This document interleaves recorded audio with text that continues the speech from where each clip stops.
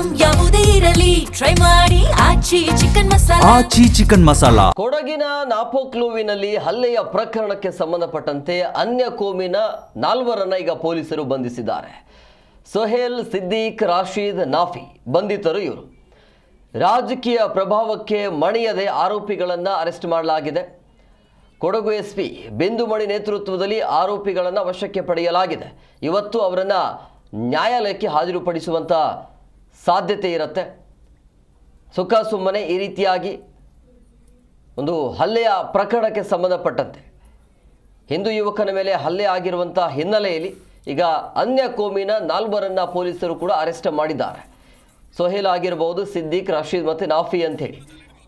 ರಾಜಕೀಯ ಒತ್ತಡ ಇತ್ತು ಅಂತೆ.